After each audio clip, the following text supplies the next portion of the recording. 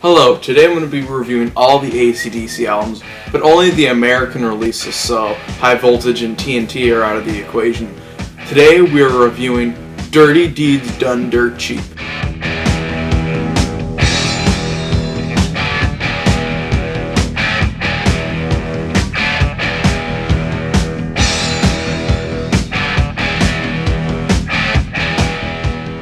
Now this album came out sometime in the 70s. The artwork is very, very, very cool. One of my absolute favorite ACDC album covers. It's very simple but very cool. Whenever I think of ACDC, I always think of this album cover because it's just that cool and iconic. Even if you're not a big fan of this album, you have to admit the artwork's pretty cool.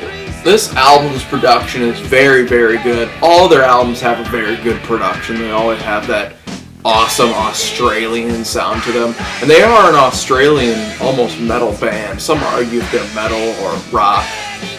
I believe they're hard rock. They kind of have this cool Australian sort of thing to them. It's really cool. The production of all their albums sounds the exact same. All the guitars are always high up in the mix, and they always have that cutthroat sound.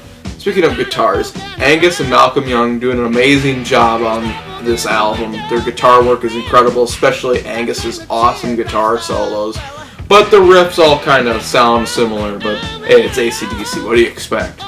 The drumming is rather simple, anyone who doesn't even drum can drum like this guy. The bass is almost inaudible because the guitars are so much higher in the mix and the production is so thin. But the vocals from Bon Scott are absolutely incredible. He delivers this awesome, dirty sort of poetry, especially on this album. There are so many iconic songs on here that are always played in ACDC's sets all the time, sometimes even in commercials. How can you forget the first track on the album? It's just the most iconic song that they have. And of course, there's some really, really great deep cuts on the album that no one really talks about, especially, the ones that Bon Scott penned. Those ones aren't usually talked about as much. What else is there to talk about? The guitar solos are all real bluesy and kick-ass, but the riffs are all kind of similar. It's probably because Malcolm Young he forgets shit. He probably forgets he wrote the exact same riff, throughout the entire last album, and decides, hey, I'm going to use this riff again. It's hey, this is a new riff, isn't it? I'm surprised none of them call him out on it and be like, dude, this is the same riff earlier in this own song. How is this even a change? And you gotta love that funny song about balls on the album. I mean, that shit's just original.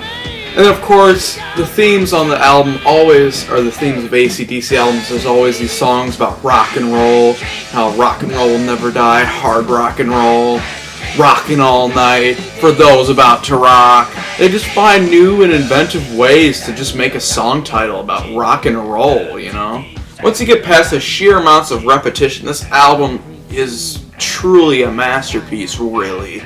I'd give it a 10 out of 10 every day of the week. It is my favorite ACDC album ever. And, a favorite. There's so many favorites of theirs, So that's it. I hope you guys check out my next review, which will be completely different, something completely new. So, because the band kind of takes a turn for the worst, They start to repeat themselves a little too much.